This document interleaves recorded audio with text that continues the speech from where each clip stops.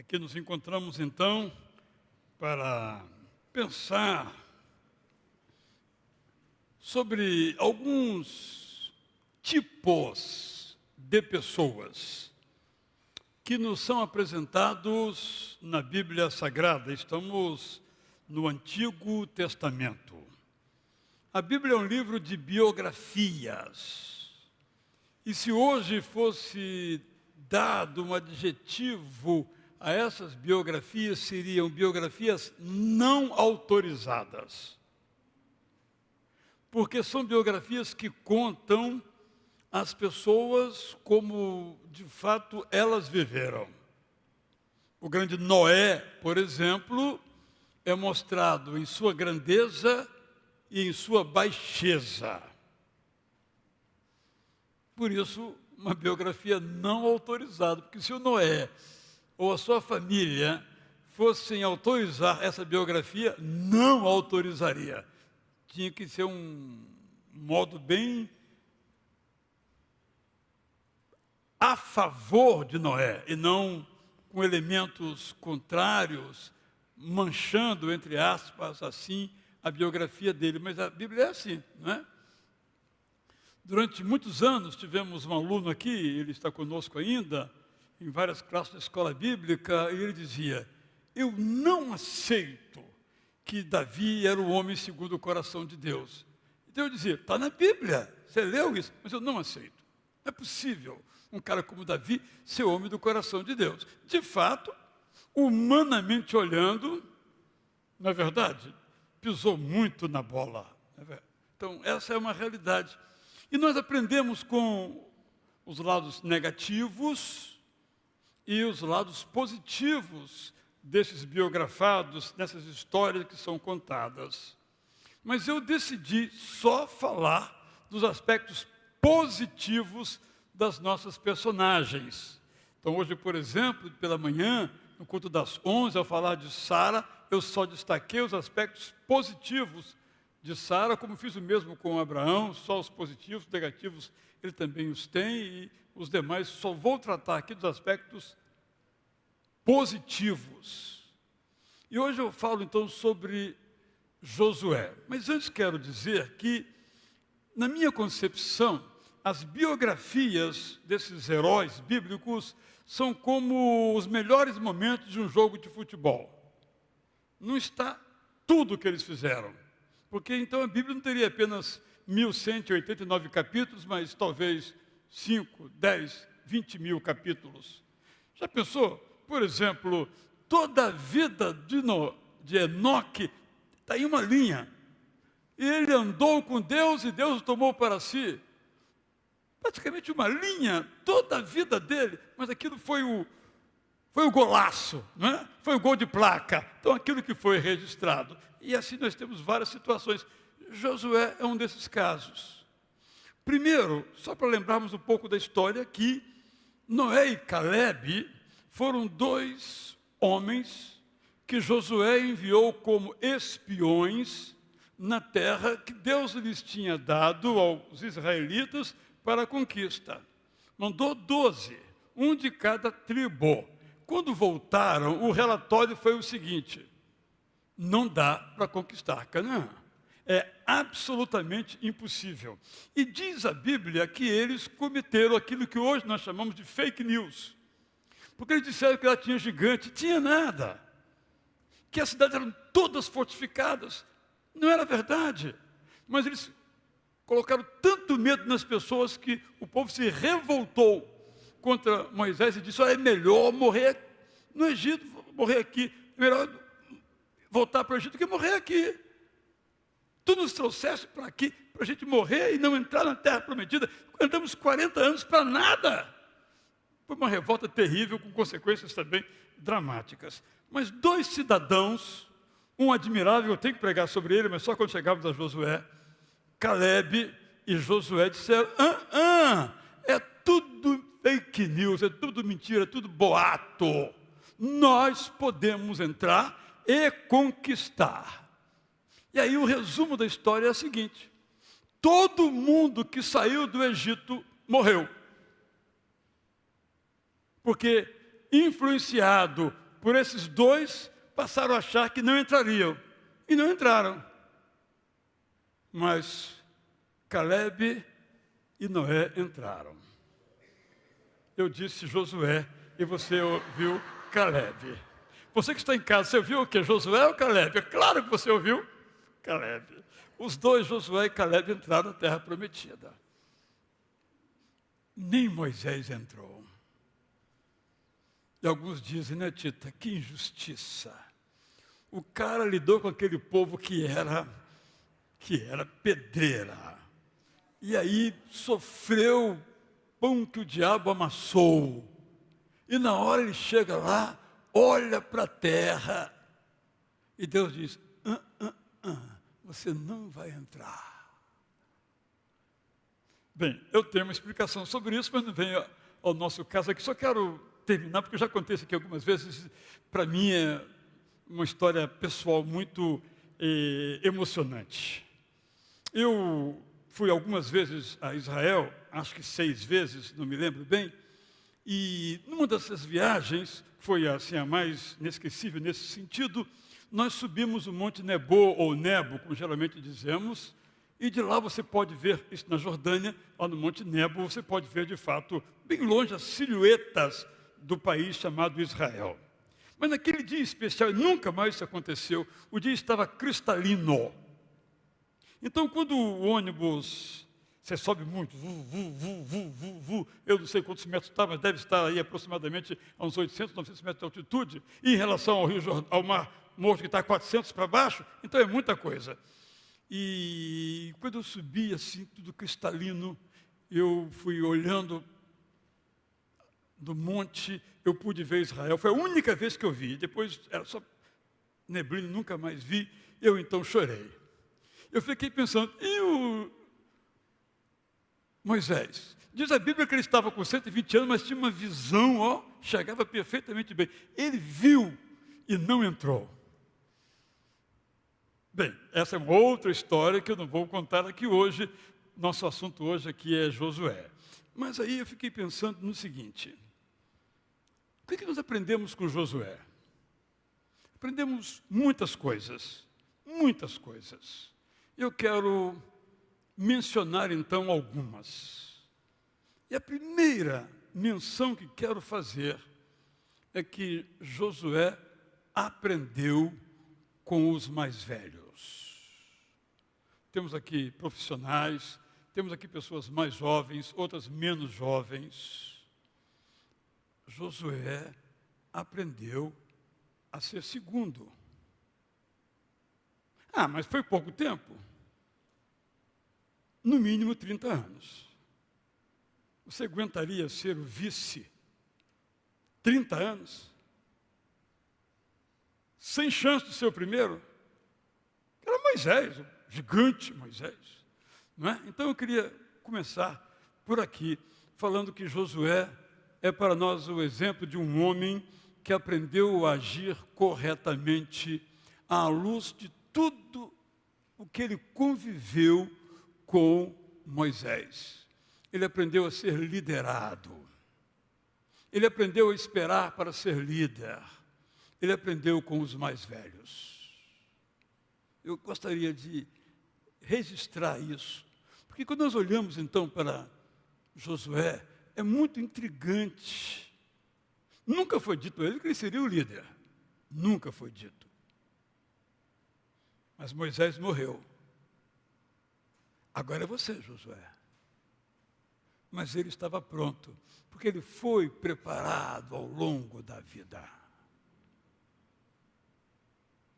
Penso que é uma lição sobre família, é uma lição sobre trabalho, é uma lição sobre a vida. Todos nós aprendemos com alguém. Todos nós somos o que somos porque nos ensinaram. E alguns de nós, durante muitos anos fomos segundos, ou terceiros, ou quartos. Eu comecei a minha outra vida, antes eu era jornalista e fui para o seminário com 19 anos, 19 anos, e eu era bibliotecário assistente de um dos homens mais brilhantes que nós já conhecemos, foi pastor aqui, chamado Darcy do Zilek. Ele era o fera, e eu era o assistente dele. Eu aprendi muito com ele. Depois, pelo trabalho dele, eu me tornei assistente do reitor do seminário. Aprendi muito com ele, Davi Malta Nascimento. Aprendi muito com ele. Já contei aqui algumas das histórias que eu aprendi com ele. Aprendi o valor do outro, aprendi o valor da indignação diante da injustiça, aprendi sobre o tempo, já contei isso aqui. Certa ocasião houve lá um problema, eu era o assistente dele, houve lá uma grande dificuldade, tínhamos que resolver. Peguei um papel, uma espécie de um abaixo-assinado, algo assim, que tínhamos que dar uma resposta, resolver. Pastor Davi está aqui, então nós temos que resolver isso hoje. Pegou o papel, abriu a gaveta, colocou na gaveta, fechou a gaveta, pegou a chave e trancou. Eu disse, amanhã. E amanhã, ele não resolveu, porque o problema não existia mais. O problema que me angustiou, que me deixou agitado, ele me ensinou que a frase dele era essa, o tempo é o meu aliado.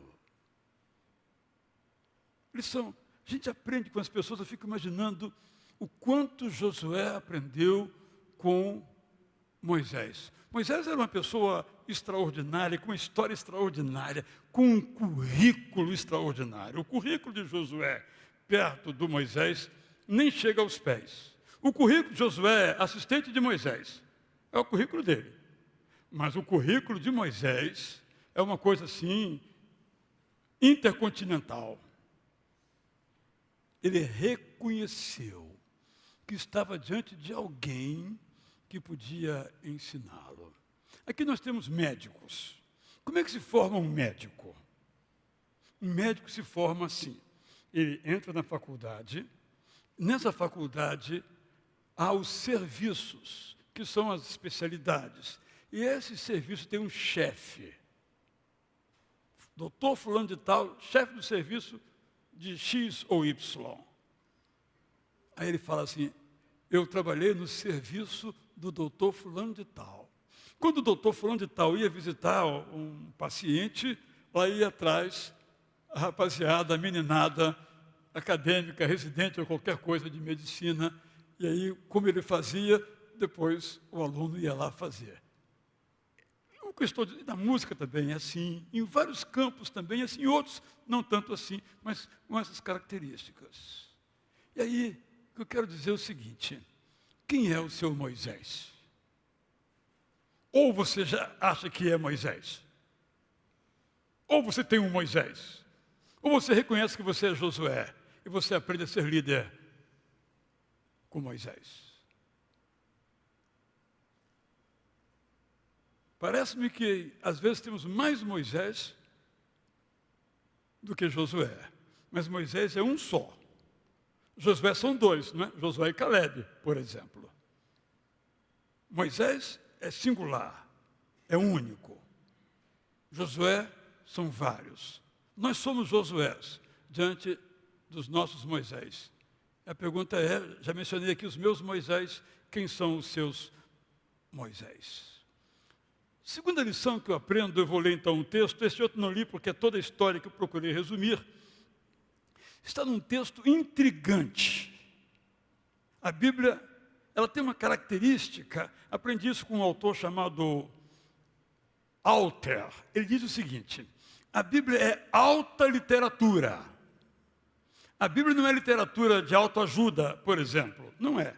É alta, com L, alta literatura. E uma das marcas da autoliteratura é contar uma história e não explicar. Está ali a história. Cada um tire a sua conclusão. Isso é da literatura, porque a literatura quer que cada um de nós reflita, cada um de nós pense. Então essa é uma dessas histórias que vou ler agora para vocês. Josué 5, 13 a 15. Certa vez, quando estava próximo da cidade de Jericó, Josué olhou para cima e viu alguém diante dele. Era um homem. Estava em pé e tinha uma espada numa das mãos. Josué deu um passo à frente e lhe perguntou. O contexto aqui é bélico. O contexto é o esforço para entrar, no caso em Jericó, Ai e as cidades vizinhas de onde eles se encontravam. Esse era o contexto, explicando porque ele fez essa pergunta. Você é um dos nossos ou está contra nós? O homem respondeu, nem uma coisa nem outra. Eu sou o comandante do exército do Deus eterno e acabei de chegar. Josué se ajoelhou diante dele e lhe pediu, dê as ordens, comandante. O comandante atendeu. Josué, tire as sandálias dos seus pés, pois o lugar em que você está é santo. E Josué prontamente obedeceu. Como eu disse, é uma história muito intrigante. Como é que Josué percebeu aquilo tudo? Como é que Josué entendeu que estava diante de alguém muito especial? Como é que ele admitiu e aceitou que estava diante de um comandante do exército de Deus, das forças de Deus? Nós temos aí muitas percepções para realizar. Era um comandante do exército. Mas o que é que diz esse comandante do exército a um outro comandante de exército que era Josué? Tire as sandálias dos seus pés, pois o lugar em que você está é santo. Para mim, a lição aqui muito clara é a seguinte, fica bem evidente em toda a história de Josué. Josué é um homem que entendeu que ação e oração não se excluem. Não, eu sou uma pessoa de ação. Não, eu sou uma pessoa de oração. Não, nós somos pessoas de ação e de oração e de ação. É interessante que esse Josué, que às vezes nos horroriza com o que ele fez, era alguém que toda hora diz ao seu povo, santifiquem-se. Se vocês querem que Deus faça algo no meio de nós, santifiquem-se. Porque nós vivemos esse dilema. O dilema de achar que a nossa vida se resolve só com oração. Não se resolve. E o seu extremo de achar que a nossa vida se resolve só com ação. Também não. Josué era essa pessoa que fazia o encontro entre esses dois elementos da vida. Então, quando ele ouve, o lugar em que você está é terra santa, o que vocês acham que veio à mente dele? Estou começando a minha missão. Porque quando o Deus eterno apareceu a Moisés, o seu líder, o seu mentor, o seu guia, qual foi a palavra que ele disse a Moisés? Tire as sandálias dos seus pés, porque a terra em que você está é santa. O autor, agora de Josué, foi lá no livro de Êxodo, copiou e colou. É a mesma frase, para salientar, para destacar que Josué entendeu que agora então ele estava de fato autorizado a começar a sua missão, porque ele ouviu as mesmas palavras que o seu chefe, já falecido Moisés, tinha recebido. E ele entendeu então que a missão dele era uma missão santa, que Deus com ele realizava. Eu e você, nós temos uma grande dificuldade de relacionar oração e ação. Estou doente, eu oro, mas não tomo remédio. Eu tenho uma decisão para tomar, eu oro. Deus me inspira a decidir, mas eu não decido. Por exemplo, nós vivemos esse dilema, todos nós vivemos esse dilema. E entendo que Josué nos ajuda muito, não só Josué, os demais personagens da Bíblia, mas sobretudo Josué agora, a entender que não há conflito entre ação e oração. É claro que alguns de nós sempre primeiro vamos à oração e depois à ação. Nossa natureza, nosso jeito de ser. E outros de nós vamos primeiro à ação e depois à oração ou vice-versa. Não importa. Porque a nossa ação é santa. O lugar em que você está, Josué, é terra santa. O lugar em que eu estou, que você está, é um assunto santo. Não há essa distinção. Nós, às vezes, comumente fazemos assim, não é? Eu gosto de pensar assim, as pessoas falam assim. Ó Deus, entramos em Tua presença. Como se o mundo não fosse lugar da presença de Deus.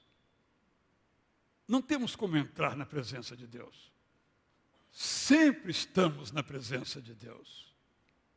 E às vezes nós achamos que eu estando aqui na igreja, estou no lugar santo. Isso aqui é um lugar, gosto muito desse lugar aqui, é maravilhoso.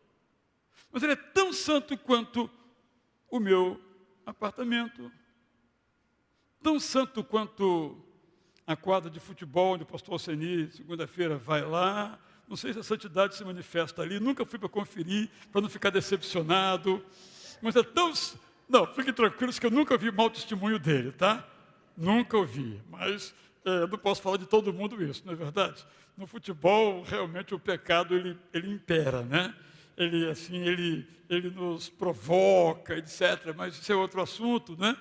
Eu faço parte de um grupo de pastores de um certo time, que não vem o caso aqui qual é, e só de pastores que aceita. Eu digo, gente, pastor só no nome, né? Porque é torcedor mesmo, né? Gente, isso aqui é de pastores, mas é um lugar de santidade. Calma aí com as palavras, calma aí com os desejos, né? Às vezes eu tenho que chamar a atenção da rapaziada mais nova do que eu.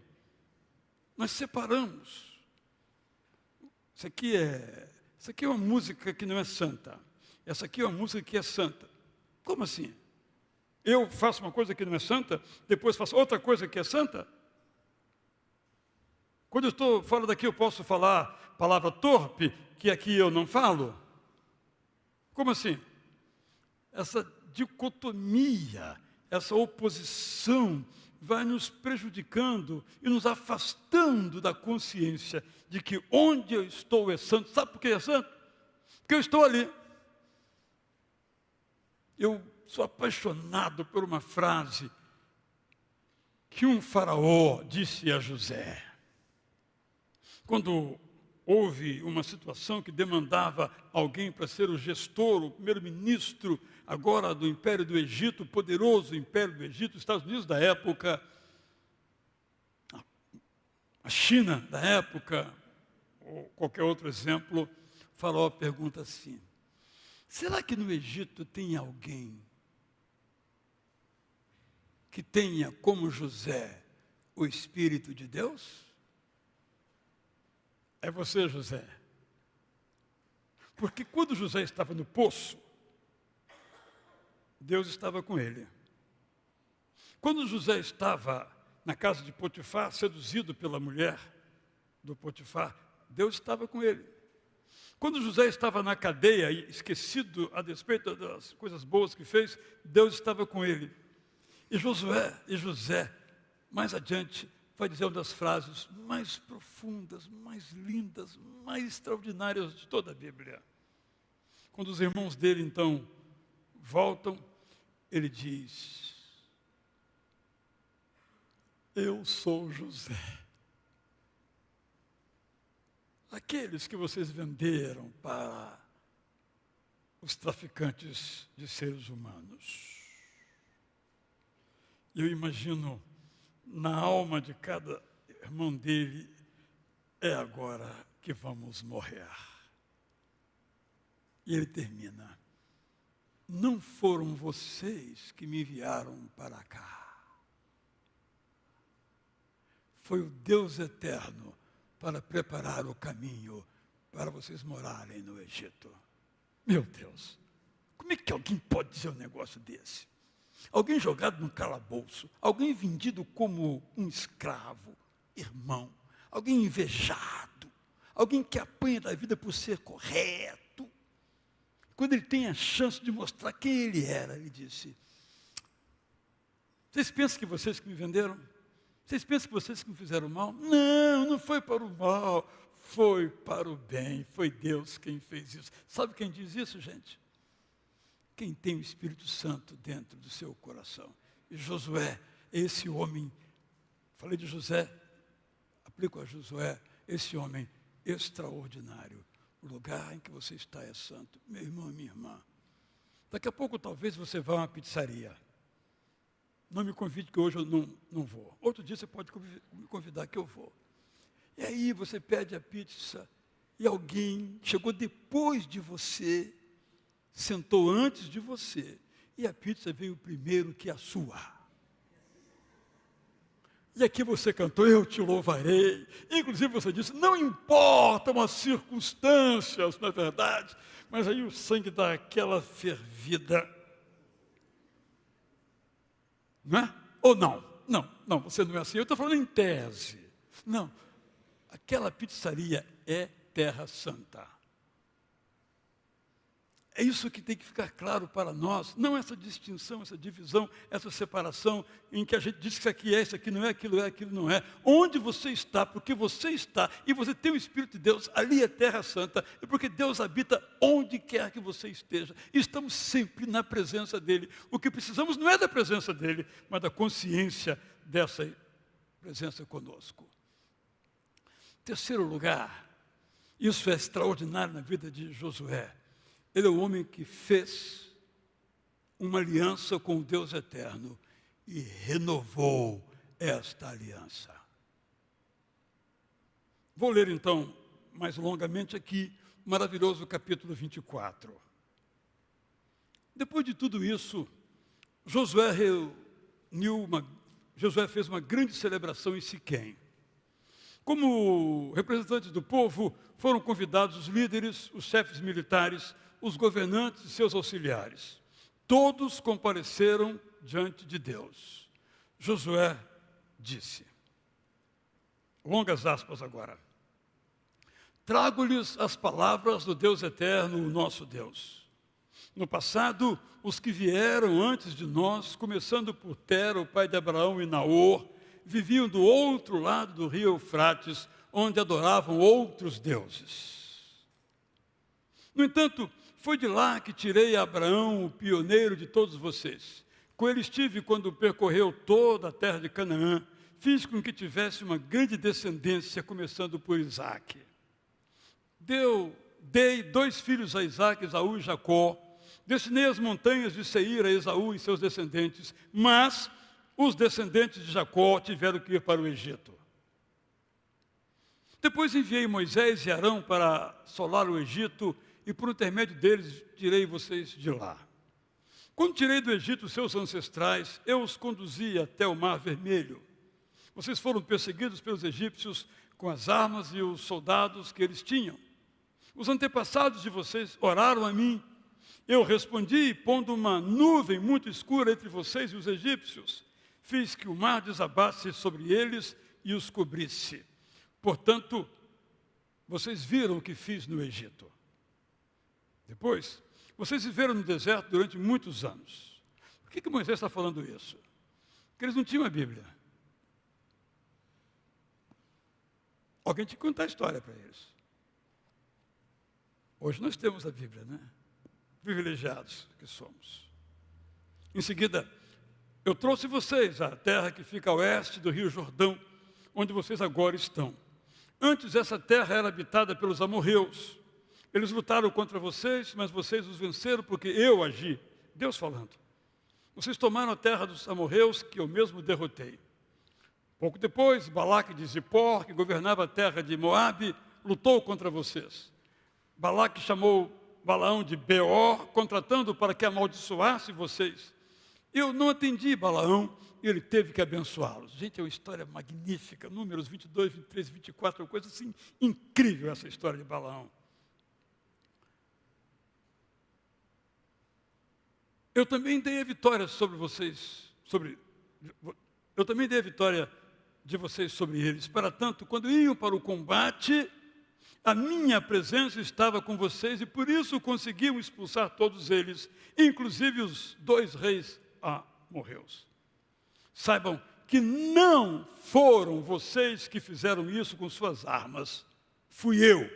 De novo, Deus falando, só para ficar bem claro. Eu lhe dei, esse texto aqui é lindo demais. Eu lhe dei as terras que vocês não cultivaram. Eu lhes dei as cidades que vocês não edificaram.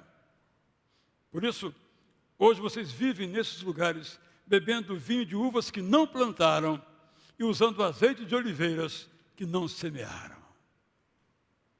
Depois de recordar as palavras, fecha aspas, depois de recordar as palavras de Deus, Josué fez a seguinte conclamação. Agora, portanto, amem ao Deus eterno, seguindo-o com absoluta fidelidade. Abandonem os deuses que os antepassados de vocês adoravam quando viviam do outro lado do rio Eufrates, lembrando aqui de Abraão, e quando estava no Egito, para que, a partir de agora, amem ao Deus eterno. Contudo, eu lhes digo, se vocês não quiserem ser fiéis ao Deus eterno, vocês estão livres para escolher. Decidam se vão seguir ao Deus eterno ou se vão preferir os deuses que seus antepassados adoraram quando viviam do outro lado do rio Eufrates e os deuses dos seus vizinhos amorreus. Aí ele termina essa parte final do discurso assim. Quanto a mim, eu já decidi. Eu e a minha família seremos fiéis ao Deus eterno. O povo imediatamente respondeu, jamais abandonaremos o Deus eterno para seguir outros deuses. O Deus eterno é o nosso Deus. Foi Ele quem nos tirou do Egito, onde éramos escravos. Foi Ele quem fez inúmeros milagres diante dos nossos olhos para nos guardar em toda a jornada que fizemos, passando por diversas nações. Foi Ele que expulsou todos os habitantes dessas nações, incluídos os amorreus, para que aqui estivéssemos agora. Portanto, garantimos que nós também seremos fiéis ao Deus eterno, pois Ele é o nosso Deus. O aluno de Moisés, então, respondeu, não, vocês não conseguirão ser fiéis ao Deus eterno e continuar pecando.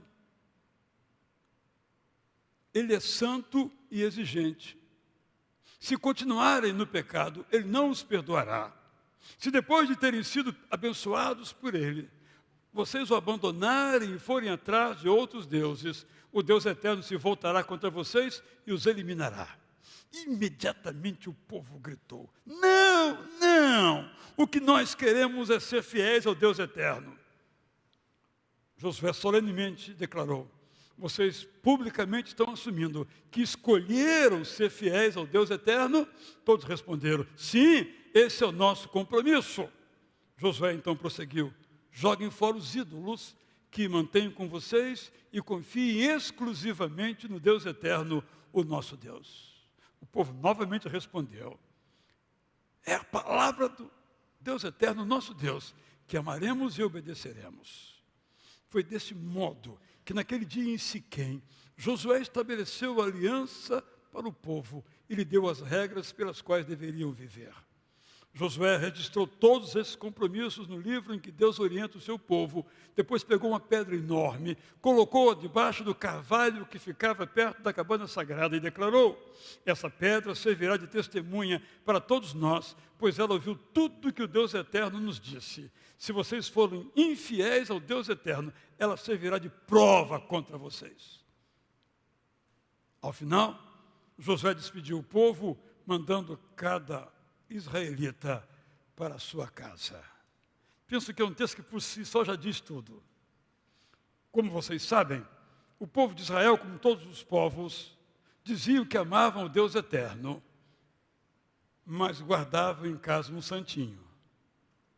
Em hebraico, um terafim, um padroeiro.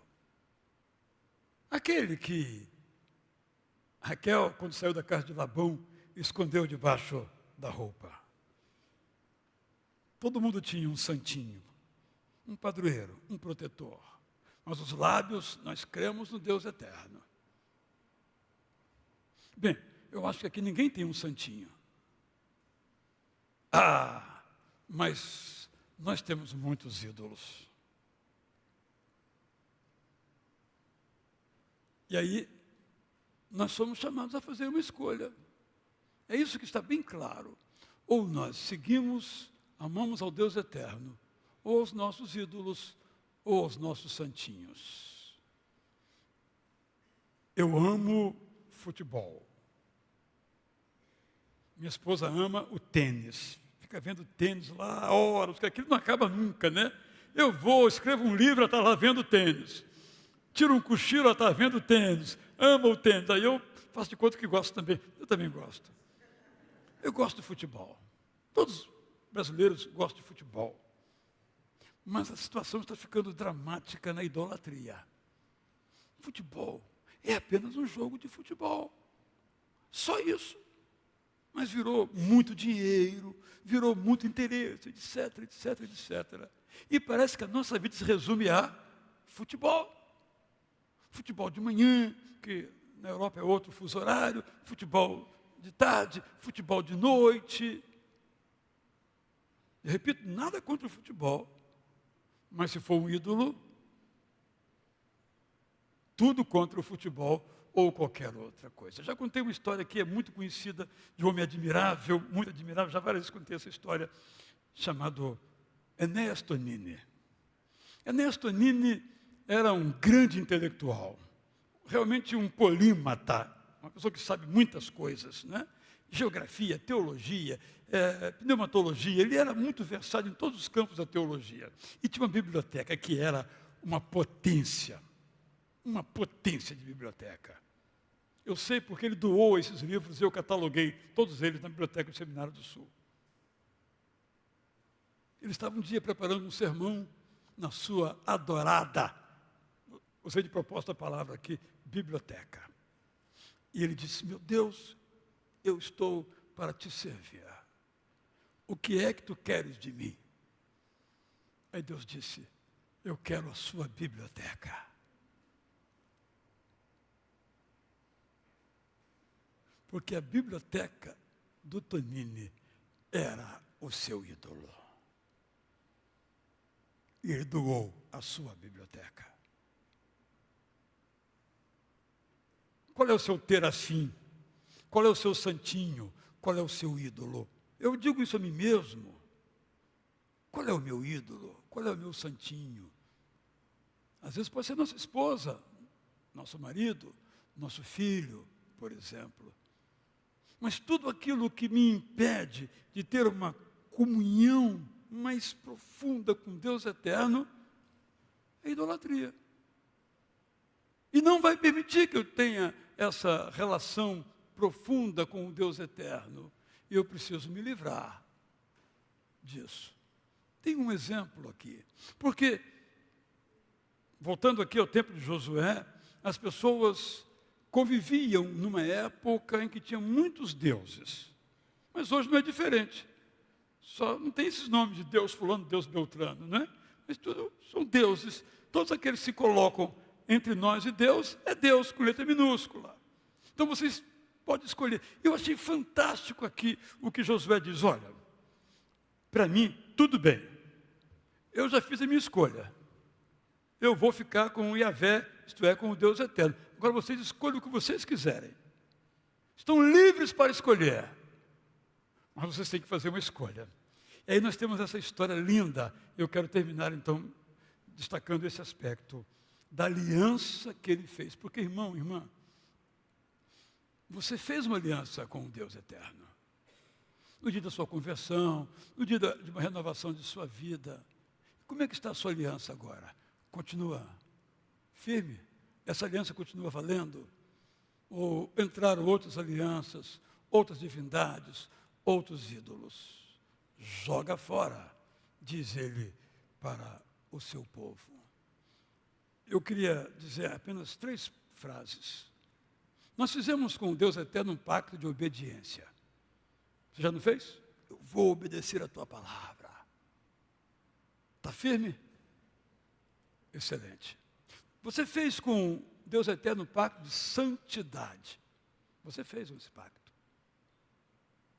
É muito interessante, lendo o livro de Números, que é um livro terrível de se ler, para ser bem sincero, menos na versão Prazer da Palavra, está bem gostosinha de ler, mas não está pronta ainda. É um livro terrível, mas uma coisa que fica bem clara lá. Olha, Deus fala assim, eu vou agir. Vocês vão ver o que eu vou fazer. Mas tem uma coisa, primeiro vocês têm que se santificar. Se nós não entendemos isso, não entendemos o livro de Números, nem o Pentateuco. Deus quer fazer no meio do povo, mas tem que primeiro se santificar. Isto é, tem que ser exclusivo comigo, tem que estar em fidelidade comigo, tem que deixar tudo quanto é tipo de pecado que você percebeu, para que você possa ter o seu foco em mim. Então eu vou fazer maravilhas. Porque se ele fizer no meio do pecado, nem vamos perceber, achar que fomos nós que fizemos. Mas quando nos santificamos, reconhecemos que foi ele quem fez. Você fez um pacto com Deus eterno de obediência e um pacto de santidade. E você fez um pacto de gratidão. Qual é o problema do povo de Israel? Era a reclamação. Se pudéssemos dizer qual é o maior pecado de Israel, nem era a idolatria. Era a ingratidão e a opressão. Eles oprimiam uns aos outros. E os profetas bateram firme contra isso. E por isso foram para a escravidão. Deus não admite nenhum tipo de opressão. E aí, o povo só reclamava. E é interessante na história ali, magnífica da transposição, que não aconteceu porque o mar se abriu, que eles estavam entre o mar vermelho e entre a poeira do exército do faraó. Eram as duas opções que tinham, a morte ou a morte. Não tinha outra opção, só essas duas. O que eles fazem? Depois de tudo aquilo que Deus fez na caminhada, de modo como tirou do Egito, pererê, pererê, pererê, das vitórias sobre Amorreu, eles começaram a reclamar. Por que, Moisés, que você nos trouxe para morrer aqui? No Egito aquilo lá era uma maravilha, eram escravos. Aquilo era uma maravilha, melhor morrer lá do que morrer aqui. Aí Moisés leva ao Deus eterno o seguinte, ó Deus, o povo está reclamando aí. E ele diz, Moisés, por que está trazendo esse assunto para mim? Por que você está orando a mim? Volta e diz ao povo que marche. Para onde? Para o Mar Vermelho. Nós agora sabemos o final da história, mas eles não sabiam. Nós sabemos que o mar se abriu, mas eles não sabiam, o mar não tinha aberto ainda. Mas Deus ensinou, para de reclamar. Eu não mandei marchar, então marche. Aí Moisés vai, põe a mão sobre as águas, o mar se abre e o povo marcha. Bom, mas agora o povo aprendeu, não é isso? Só que não, né? Daqui a pouco, quando falta água no deserto, no Egito a água era encanada, inclusive tinha água salgada, água doce, água fria, água morna, tudo mentira, né? Não tinha nada disso, mas eles achavam que tinham. O próprio Moisés disse, eu vou ensinar uma lição a esse povo. Aí Deus disse, Moisés, você vai chegar lá em Meribá, e você vai dizer assim à rocha, libera a água, ó rocha. Isso tem que fazer. E vai ter água para todo mundo. Aí Moisés, que não era perfeito, como você não é perfeito, perfeito aqui sou eu, não é? Ele pega um bastão e senta na pedra, como a dizer, aqui o poderoso sou eu. A água jorrou, mas ele não entrou na terra prometida. Essa é uma outra história. Eu estou dizendo que esse é o nosso padrão. O padrão do povo de Israel é o nosso padrão, ou o nosso padrão é o padrão do povo de Israel, é a reclamação. A gente esquece as bênçãos rapidinho, quando alguma coisa, não importa as circunstâncias, se forem boas. Nós fizemos um pacto, eu queria terminar dizendo isso então para você. Você fez um pacto. Eu fiz, você fez. Todos nós fizemos. Em que pé está esse pacto? Em que pé está o pacto seu de obediência? Agora é você que manda? Ou ainda é o Deus eterno? Em que pé está o seu pacto de santidade? É Deus quem manda ou o seu desejo? Em que pé está o seu pacto de gratidão? Você agradece quando tudo vai bem e reclama quando aparentemente não vão? Essa é a história de Josué. Meu desejo, recapitulando então, é que você reconheça aquelas pessoas que pastoreiam a sua vida como Moisés pastoreava de Josué. Meu desejo é que também você compreenda que onde você está é santo, porque você está lá. Santifique onde você estiver, e vai ser legal lá. Gostaria que você pensasse nos pactos, mencionei 3 aqui, nos outros que você fez com Deus eterno.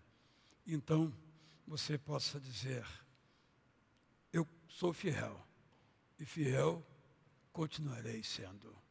Vamos cantar então? Nossa banda já está aí, nós vamos cantar essa mensagem de confiança, mas depois tem uma no final, que eu vou fazer a introdução antes de você cantar, vocês cantarem lá. Eu não tenho que andar ansioso, se vou ter o que comer ou vestir. Porque se o Deus eterno veste os lírios do campo, o que Ele não fará por mim? Eu não tenho que andar preocupado com os cuidados e males do amanhã. Até aqui, o Deus eterno me sustentou. Então, eu vou cantar que a minha esperança está em Ti. Oh Deus, o meu futuro está nas mãos de Deus. Não importa. Vamos cantar. Eu não